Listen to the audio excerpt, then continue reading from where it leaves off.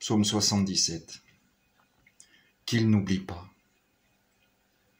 Écoute ma loi, ô mon peuple, tends l'oreille aux paroles de ma bouche. J'ouvrirai la bouche pour une parabole. Je publierai ce qui fut caché dès l'origine. Nous avons entendu et nous avons ce que nos pères nous ont raconté. Nous le redirons à l'âge qui vient. Sans rien cacher à nos descendants, les titres de gloire du Seigneur, sa puissance et les merveilles qu'il a faites.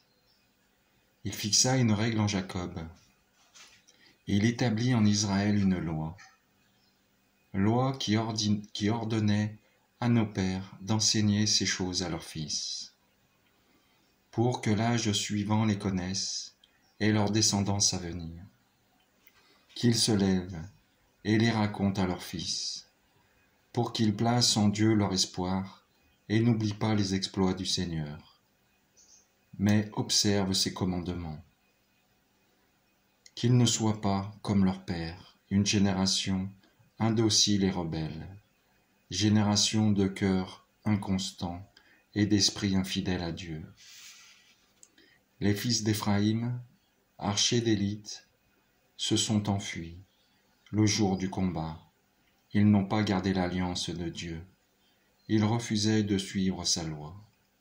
Ils avaient oublié ses exploits, les merveilles dont ils furent les témoins. Devant leur père, il accomplit un miracle, en Égypte, au pays de Tanis. Il fend la mer et les fait passer, dressant les eaux comme une digue. Le jour, il les conduit par la nuée, et la nuit par la lumière d'un feu. Il fend le rocher du désert, les désaltère aux eaux profondes. De la roche, il tire des ruisseaux, qu'il fait dévaler comme un fleuve. Mais il péchait encore contre lui. Dans les lieux arides, il bravait le Très-Haut. Ils tentaient le Seigneur dans leur cœur. Ils réclamèrent de manger à leur faim. Ils s'en prennent à Dieu et demandent: Dieu peut-il arrêter une table au désert? Sans doute, il a frappé le rocher, l'eau a jailli, elle coule à flot. Mais pourra-t-il nous donner du pain et procurer de la viande à son peuple? Alors le Seigneur entendit et s'emporta. Il s'enflamma de fureur contre Jacob. Sa colère monta contre Israël, car il n'avait pas foi en Dieu. Il ne croyait pas qu'il les sauverait. Il commande aux nuées là-haut, il ouvre les écluses du ciel. Pour les nourrir, il fait pleuvoir la manne. Il leur donne le froment du ciel. Chacun se nourrit du pain des forts.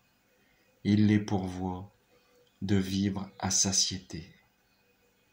Dans le ciel, il pousse le vent d'est et lance le grand vent du midi. Sur eux, il fait pleuvoir une nuée d'oiseaux, autant de viande que de sable au bord des mers. Elle s'abat au milieu de leur camp, tout autour de leur demeure. Ils mangent, ils sont rassasiés. Dieu contentait leurs envies. Mais leurs envies n'étaient pas satisfaites.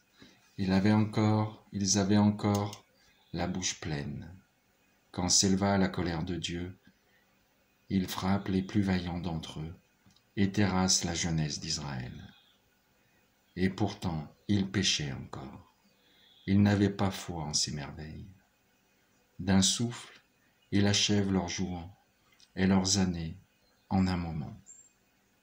Quand Dieu les frappait, il les cherchait, ils revenaient et se tournaient vers lui.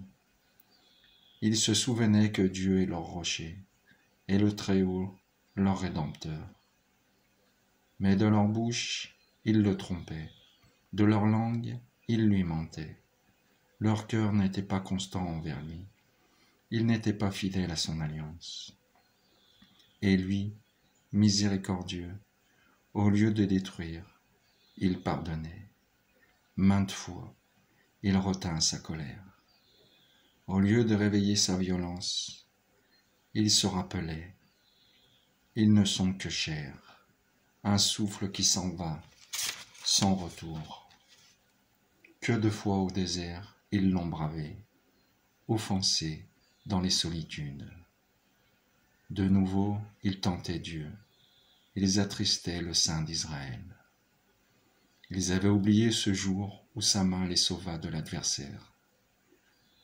Par ses signes, il frappa l'Égypte, et le pays de Tanis par ses prodiges.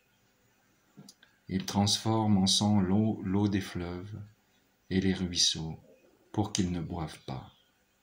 Il leur envoie une vermine qui les ronge, des grenouilles qui infestent tout. Il livre les récoltes aux sauterelles et le fruit de leur travail aux insectes. Il ravage leurs vignes par les grêlons et leurs figuiers par le gel.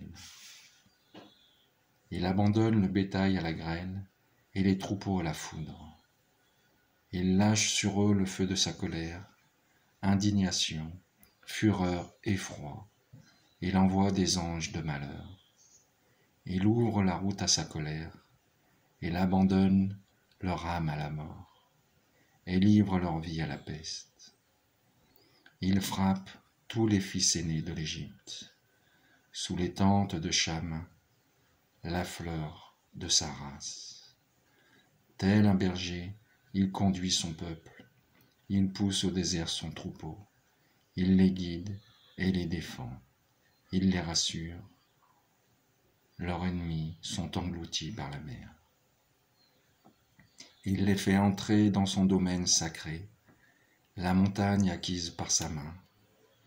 Il chasse des nations devant eux, il délimite leur part d'héritage, et il installe sous leur tente les tribus d'Israël. Mais ils bravaient, ils tentaient le Dieu Très-Haut, ils refusaient d'observer ses lois. Ils déviaient comme leur père, ils désertaient, trahissaient comme un arc infidèle. Leur haut lieu le provoquait, leur idole excitait sa jalousie.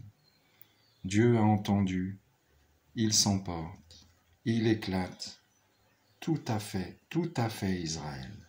Il quitte la demeure de Silo, la tente qu'il avait dressée chez les hommes. Il laisse capturer sa gloire et sa puissance par les mains ennemies. Il livre son peuple à l'épée, contre son héritage il s'emporte. Le feu a dévoré les jeunes gens, les jeunes filles n'ont pas connu la joie des noces, les prêtres sont tombés sous l'épée, les veuves n'ont pas chanté leur lamentation. Le Seigneur, tel un dormeur qui s'éveille, tel un guerrier que le vin ragariardit, frappe l'ennemi à revers et le livre toujours à la honte. Il écarte la maison de Joseph, ne choisit pas la tribu d'Éphraïm, il choisit la tribu de Juda, la montagne de Sion qu'il aime. Il a bâti comme le ciel son temple, comme la terre, il l'a fondé pour toujours. Il choisit David son serviteur, il le prend dans les parcs à moutons, il l'appelle à quitter ses brebis, pour en faire le berger de Jacob, son peuple, d'Israël son héritage. Berger au cœur intègre, sa main prudente les conduit. Merci Seigneur, merci de me rappeler que la discipline est importante et de me rappeler à chaque instant que tu m'as déjà sauvé la vie plusieurs fois. Vraiment, je te remercie Seigneur. Sois loué le saint nom du Seigneur. Amen.